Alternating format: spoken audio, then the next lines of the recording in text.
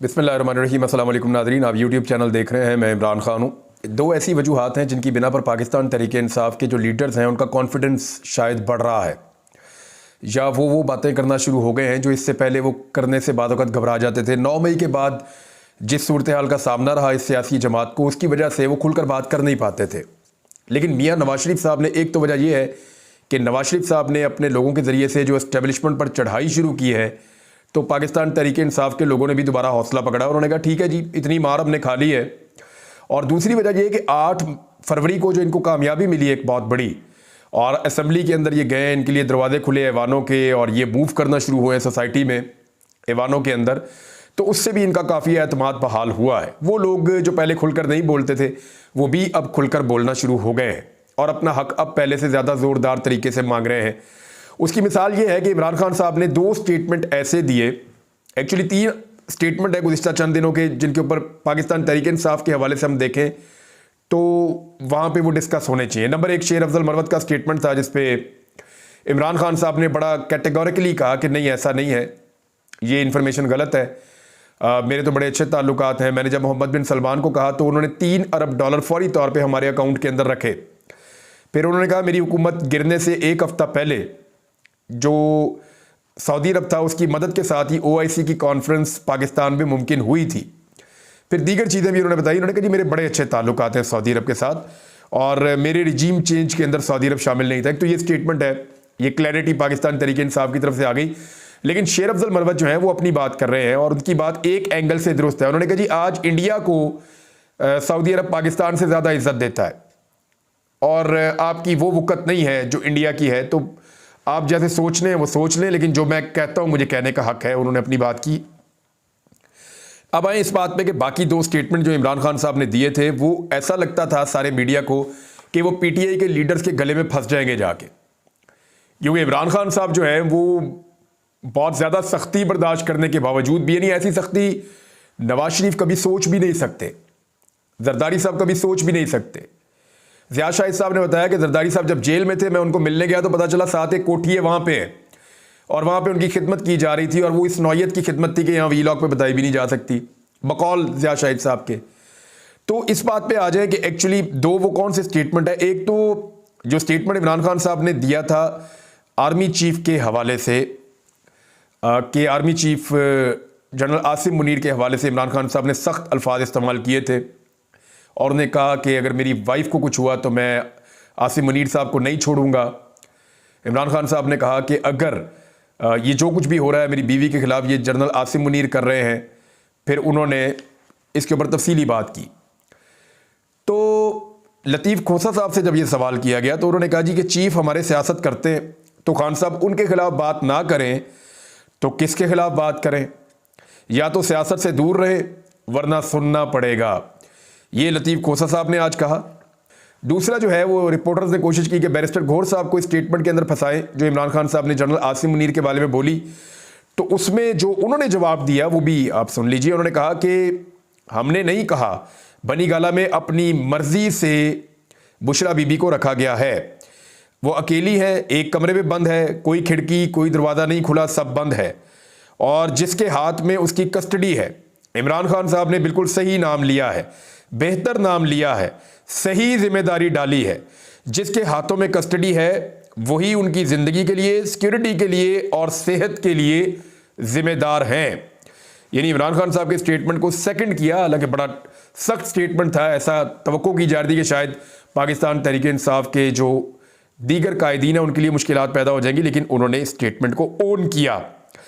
अब आप इस चीज़ पे आ जाएं कि आज एक और बच्चा जो है वो जाँ बहक हो गया, और शरीफ ख़ानदान का तो ऐसा लगता है ये वतीरा है या खूनी ख़ानदान लगता है मुझे। आपको याद होगा नवाज शरीफ साहब निकले एक लॉन्ग मार्च लेके, और रास्ते में उनके प्रोटोकॉल की गाड़ी से एक बच्चा फौत हो गया था GT रोड के ऊपर, जब कैप्टन सफदर ने जो है वो बड़ा नारे लगाते हुए स्टेज पे चढ़कर कहा था कि ये हमारी एक तहरीक शुरू हुई है, पाकिस्तान के लिए तहरीक शुरू हुई है, तो ये बच्चा हमारी तहरीक का पहला शहीद है।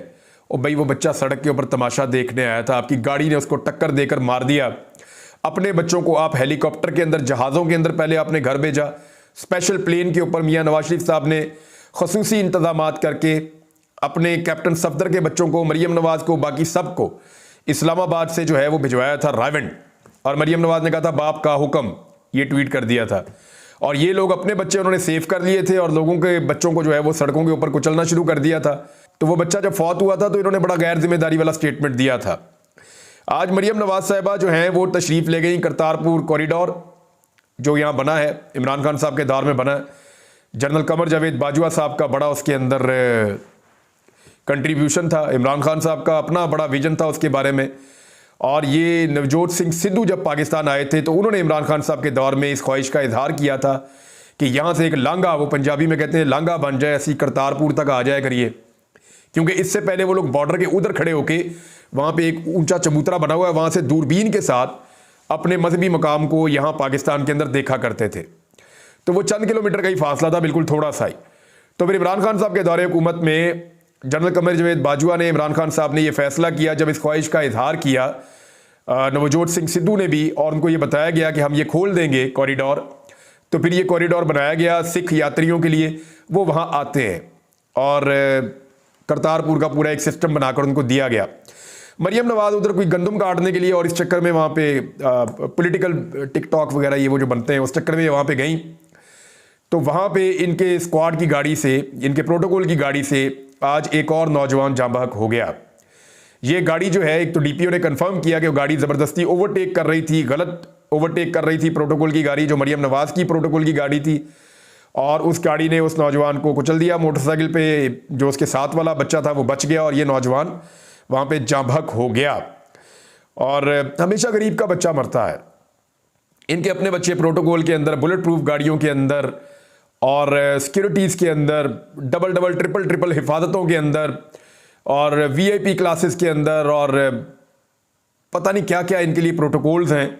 उसके अंदर इनके अपने बच्चे, बेगमात, फैमिली के लोग जो है वो बाज़ारों में जाते हैं, स्कूल में जाते हैं, सड़कों पे जाते हैं, बैरून मुल्क ट्रैवल करते हैं, वहाँ पे इनको प्रोटोकॉल्स मिलते हैं।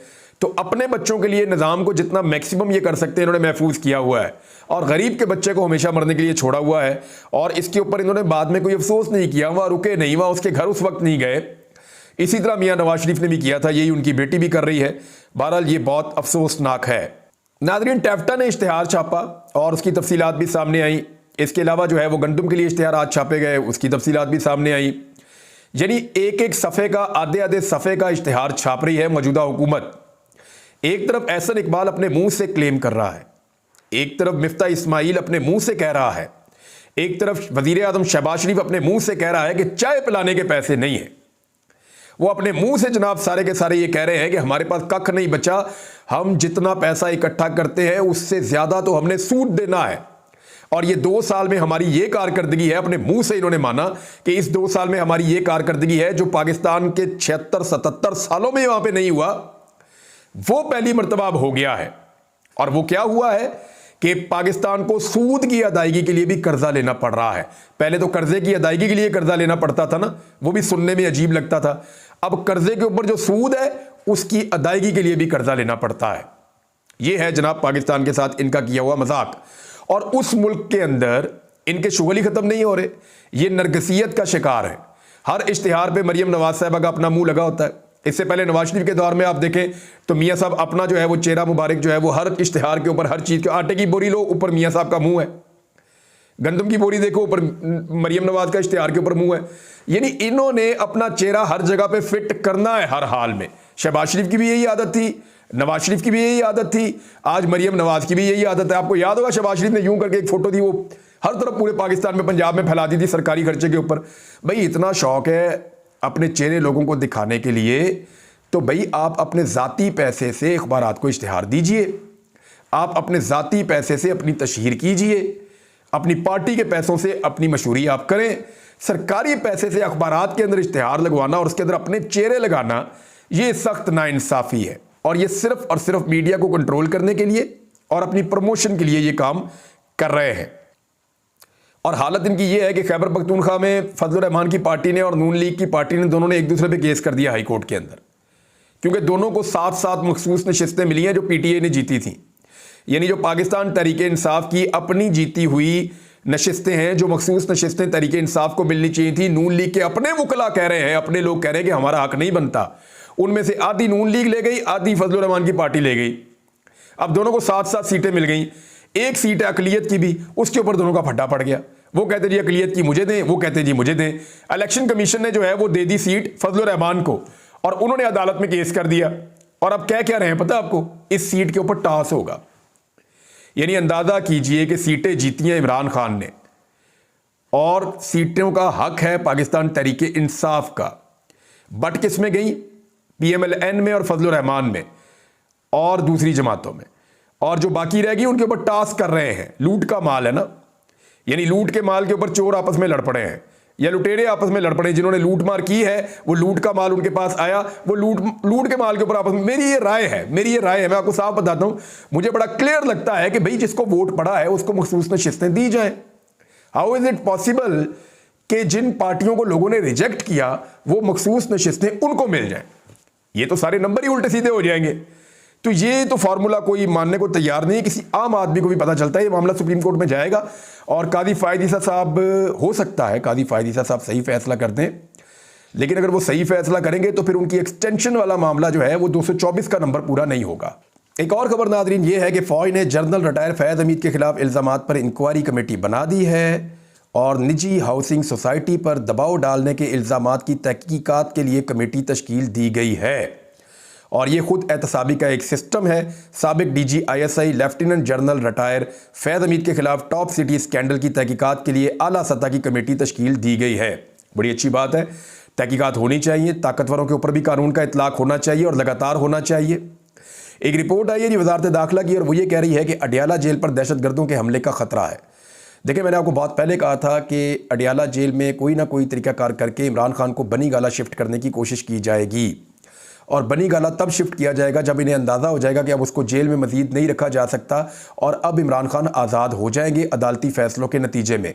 तो पहले उनको बनी गाला शिफ्ट किया जाएगा, क्योंकि अगर जेल से इमरान खान अपने घर तक गए तो उन्हें कई दिन भी लग सकते हैं, क्योंकि लोगों की बहुत बड़ी तादाद पूरे पाकिस्तान से निकलकर इमरान खान को लेने के लिए आ जाएगी और इतना बड़ा बोझ कोई हुकूमत नहीं उठा सकेगी।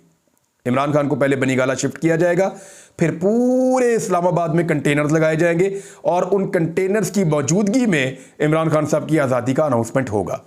अच्छा, एक इंटरेस्टिंग खबर आपको मैं सुनाऊं। राणा सनाउल्लाह साहब ने कहा है कि मेरे ऊपर जो मनशियात का मुकदमा कायम किया गया था उसमें साबिक आर्मी चीफ जनरल बाजवा और साबिक DG ISI जनरल फैज़ हमीद की रजामंदी शामिल थी। लेकिन मज़े की बात यह है कि जनरल बाजवा के दौर में जब इमरान खान साहब की हुकूमत ख़त्म हुई तो राणा सनाउल्लाह वज़ीर दाखिला बने और उन्होंने उस पूरे दौर में एक मरतबा भी जनरल बाजवा का नाम नहीं लिया और उन्होंने ये नहीं कहा कि जनरल बाजवा ने उनके साथ ज़्यादती की है। आज उन्हें ये ज़्यादती याद आ गई। बिजली की कीमत नादरीन, दोबारा एक और ख़बर आई मेरे सामने। ₹2.94 फ़ी यूनिट बढ़ाने का इम्कान है और उसके लिए CPA ने नेपरा से एक माह के लिए बिजली फ़ी यूनिट ₹2.94 यानी ₹3 फ़ी यूनिट महंगी करने की दरख्वास्त कर दी है। इजाफा मार्च के महीने के फ्यूल प्राइस एडजस्टमेंट की मद में मांगा गया है। ईद पे यानी झूठी खबर चलाई गई थी कि बिजली सस्ती हो रही है। यानी ये चक्कर ही देते हैं कौम को, बिजली सस्ती कोई नहीं करते। मरियम नवाज साहबा ने एक बड़ी इंटरेस्टिंग स्टेटमेंट आज दी, उसके ऊपर मैं अपने वीलॉग का इख्तिताम कर देता हूँ। मरियम नवाज ने कहा कि करतारपुर राहदारी हमारे कायद नवाज शरीफ का विजन था। तो मैं कुछ विजन मरियम नवाज भूल गई हैं। आपको नाज़रीन, आपने देखा होगा छोटे बच्चे जब बैठते हैं ना आपस में तो वो गप्पे शप्पे ज़्यादा लगा देते हैं। मेरे अब्बू ये करते हैं, मेरे अब्बू एक कार से उठा लेते हैं, मेरे अब्बू ने फ़लाँ काम कर दिया है, तुमने मेरे अब्बू को नहीं देखा वो मोटरसाइकिल बहुत तेज़ भगाते हैं। यानी छोटे बच्चे जो होते हैं ना उनके लिए उनके अब्बू जो हैं वो बड़े आइडियल होते हैं, क्योंकि वो एक फैंटेसी वर्ल्ड में रहते हैं ना, तो उन्हें लगता है कि दुनिया का सबसे ज़बरदस्त आदमी जो है वो उनका बाप है और दुनिया के सारे काम उनकी माँ कर सकती है। हर छोटे बच्चे को ये लगता है, ये उसकी साइकी है। तो मरियम नवाज साहबा इस साइकी से आज तक बाहर ही नहीं आई। तो कुछ चीज़ें वो भूल गई हैं, मैं उन्हें याद दिला देता हूँ कि पाकिस्तान भी जो है ना वो उनके वालिद गिरामी नवाज शरीफ साहब का विजन था, तभी वो बना था। पाकिस्तान का ख्वाब भी अल्लामा इकबाल ने नहीं देखा, मियाँ नवाज शरीफ ने देखा था। पेरिस का जो आईफल टावर है वो उन्होंने नहीं बनाया, वो मियाँ नवाज शरीफ साहब ने डिज़ाइन करके बनाया था। लंदन का जो ब्रिज है वो भी मियाँ नवाज शरीफ साहब ने बनाया था, मरियम नवाज साहबा भूल रही हैं। अमेरिका का जो मुजस्मा आज़ादी है वो भी मियाँ नवाज शरीफ साहब की वजह से है। शारा रेशम जो है उसकी बुनियाद मियाँ नवाज शरीफ साहब ने रखी थी। दीवार चीन जो बनी थी आपको याद होगा, ये भी मियाँ नवाज शरीफ साहब ने बनाई थी। बुर्ज खलीफा जो है यहाँ UAE में वो भी मियाँ नवाज शरीफ साहब ने बना कर दिया था। हर चीज़ मियाँ साहब के खाते डाल दें, छोटे बच्चों वाली आदत है। और भाई करतारपुर कॉरिडोर जो है वो इमरान खान और जनरल बाजवा इनकी ज़ाती काविशों के नतीजे में बना था और उन्होंने बहुत तेज़ी से इसको मुकम्मल किया था और रिकॉर्ड टाइम पे इसको पूरा करके इसको खोल दिया था। उसका आज भी सारा का सारा वो डॉक्यूमेंट मौजूद है। लेकिन जो शय इनको अच्छी मिलती है ना, अपने अब्बा के खाते में डाल देती हैं। शुक्र है इन्होंने ये अपने अब्बू के खाते में नहीं डाल दिया कि पहली और दूसरी जंग अजीम की सुलह भी मेरे अब्बू ने करवाई थी। अब तक के लिए इतना ही। अपना ख्याल रखिएगा, अपने इस चैनल का भी। अल्लाह हाफ़िज़।